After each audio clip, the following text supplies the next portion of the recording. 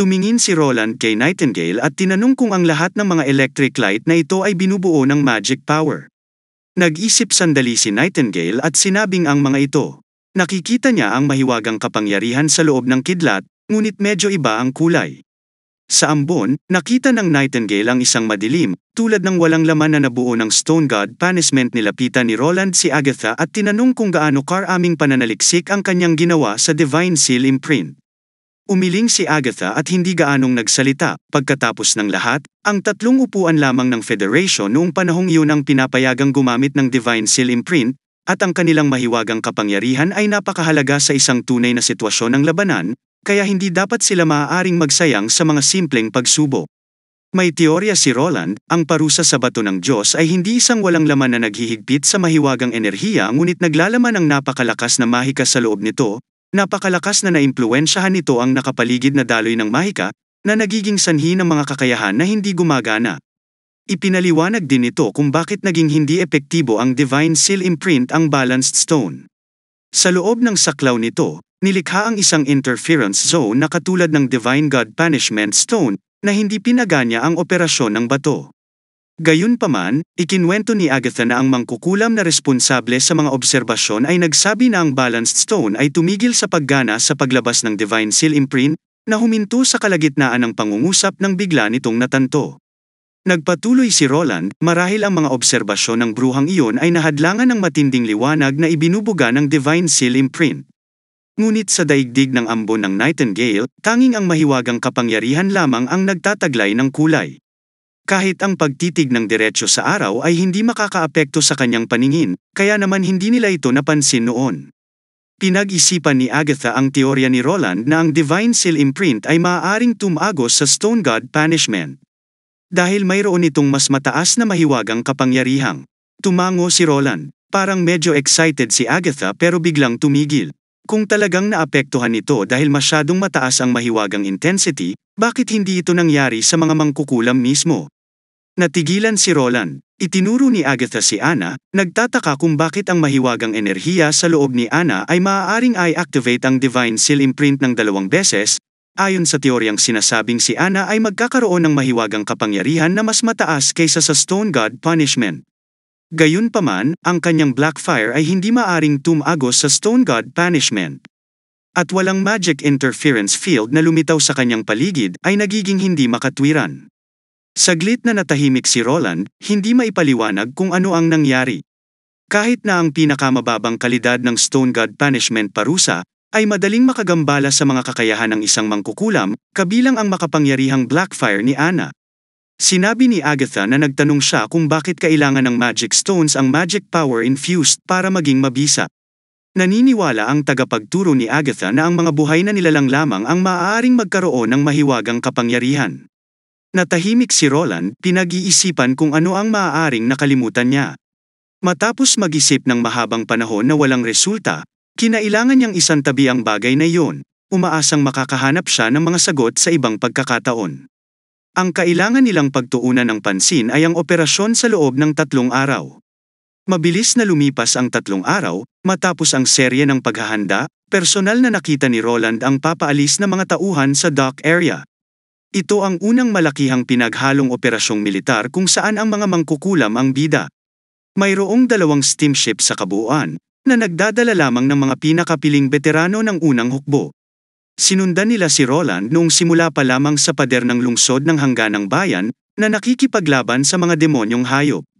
Bago ang operasyon, paulit-ulit na nagbabala si Roland sa panahon ng pagpili na maaaring harapin nila ang isang napakabangis na kaaway, na mas malakas kaysa sa mga halong demonyong hayop. Pinaalalahanan ang lahat na maaaring magsalita ang mga ayaw sumali sa operasyon, ngunit laking gulat niya, walang umatras. Lumapit si Anna at marahang niyakap si Roland. Lumapit din sina Lightning at Maisie. Sa huli, bukod kina Agatha at Ify, magkasunod na niyakap ng lahat si Roland. Si Agatha, kasama ang kanyang personalidad na Sunere, ay nagsabi na ito ay isang simpleng operasyon pagdakip sa mga demonyo at hindi isang paghihiwalay ng buhay at kamatayan. Kung ang lungsod ng Tekira ay magdadalawang isip ng ganito sa tuwing pupunta siya sa isang ekspedisyon, ang mga demonyo ay nakagawa na ng isang outpost sa gate ng lungsod sa ngayon. Labis na nagulat si Ify dahil sinabi ni Roland na hindi mahalaga kung ang operasyon ay hindi nagawa, ngunit makakabalik sila ng ligtas. Ang isang pinuno na kagaya ni Roland na labis na nagmamalasakit sa mga mangkukulam ay tunay na kahanga-hanga. Alam ni Ify na gumawa siya ng isang mapilit na pagpipilian. Biglang, naramdaman ni Roland ang isang hindi nakikitang pares ng mga kamay na yamakap sa kanyang mukha, pamilyar na mga bulong na nagsasabi sa kanya na alagaan ang kanyang sarili habang wala siya roon. Malapit na siyang bumalik. Pagkatapos, isang banayad na pagdampi sa labi ang dumampi sa kanyang mukha. Mabilis na dumating ang haplos at umalis ng ganoon kabilis, halos parang isang ilusyon. Si Roland, na bumalik sa kanyang katinoan, ay umabot pa sulong, ngunit walang naramdaman sa paligid niya. Ang steamboat ay mas mabagal kaysa sa hot air balloon, halos 2 araw bago makarating sa dulo ng Crimson Water River. 100 sundalo mula sa unang hukbo ang naglagay ng mga depensa 2 kilometro mula sa lugar ng operasyon, hindi direktang lumahok sa paghuli. Kung sakaling magkaroon ng aksidente sila ay makikialam. Ang hot air balloon ay lumipad ng mababa na lumampas sa sagabal ng Snow Mountain, na nagpapahintulot kay Sylvie na direktang obserbahan ang mata ng demonyo sa ibabaw ng Blackstone Tower. Ang Mazian lightning ay pinangangasiwaan mula sa tabi ng hot air balloon. Dahil hindi nakikita ni Sylvie ang lahat mula sa ganoong kalayuan, binilisan ni Wendy ang hot air balloon, unti-unting lumilinaw ang mga manyebe na bundok, at isang manipis na pulang ambon ang lumitaw sa harap ng lahat. Muling tumitig si Sylvie sa malayo, sa pagkakataong ito ay sadyang nagbabalak na alertuhan ang mga demonyo para maakit sila sa bitag na nakalagay sa kagubatan. Biglang, maraming eyeballs ang sabay-sabay na lumipat ng direksyon, nakita pa ni Sylvie ang kanyang refleksyon na mukha sa madilim na mga pupils. Nang inag ang pakiramdam niya, isang lamig na agad na umakyat sa tuktok nito sa kanyang gulugod. Sumigaw siya, parating na sila. Nag-transform si Maisie bilang isang napakalaking halimaw, si Sylvie ay lumundag pababa, dumaong sa kanyang maluwang na likod, habang si Kidlat ay karga-karga si Wendy, at sumunod malapit sa likuran, na parehong lumilipad patungo sa nakatagong kagubatan. Kinuha ni Sylvie ang pagkakataong ito, lumingon sa likod. 5 itim na tuldok ang lumitaw sa itaas ng bangin, ang 5 humahabol, 4 lamang ang sumakay sa mga higanteng hayop. Kabilang sa kanila ang 2 demonyong nakita na nila noon, at 2 demonyong walang kakaibang anyo. Ang kanilang mga mukha ay may malaking peklat, nakahawig ng maskarang isinuot ni Uchiha Obito mula sa Naruto. Na may mga fold na kumakalat mula sa gitna, na lubhang nakakatakot. Nang idirekta niya ang kanyang tingin sa huling demonyo, huminto siya sandali. Nakasuot ito ng makapal, napakagandang baluti at may dalang malaking espada sa likod, mukhang napakabigat. Ngunit lumipad ito ng kasing bilis ng 4 na higanteng hayop. Ang puso ni Sylvie ay lumundag sa kaguluhan, hindi ito inaasahan, at hindi binanggit ni Agatha kung paano haharapin ang sitwasyong ito. Inisip ni Sylvie kung dapat ba nilang ituloy ang pagkuha ng demonyo gaya ng orihinal na plano. Mabilis na dumaong silang 4 sa malalim na kagubatan, at kumidlat pataas, na nagbabalak na sirain ang hot air balloon gaya ng plano. Gusto siyang pigilan ni Sylvie, ngunit napakabilis ng Kidlat. Tanong ni Maisie, anong meron? Sinabi ni Wendy na hindi ba sila dapat na makipagkita sa unang hukbo sa susunod pagkatapos na sirain ng Kidlat ang hot air balloon. Ayon sa plano, ang mga kapangyarihan ni Wendy at Sylvie ay hindi gaanong nakatulong sa paghuli sa mga demonyo, at upang mabawasan ang hindi kinakailangang panganib, dapat nilang idistansya ang kanilang mga sarili mula sa pangunahing larangan ng digmaan at tumungo sa mga depensa ng unang hukbo pagkatapos makumpleto ang kanilang misyon sa pagbaiting. Umiling si Sylvie at sinabing ang kalaban ay higit pa sa mga demonyong nakita nila noon, may 2 uri ng mga bagong demonyo, at kailangan niyang ipaalam sa lahat. Hiniling ni Sylvie kay Wendy na pumunta muna sa tabing ilog, babalik sila ni Maisie. Bumilis si Kidlat sa kanyang sukdulang bilis, ang hangin ay umaalulong sa kanyang mga tainga. Kinailangan niyang bumalik sa lugar kung saan ang hot air balloon ay nasa harap ng mga demonyo. Pagkatapos ay kailangan niyang kumilos ng panik at tumakas upang maakit ang mga kaaway sa bitag.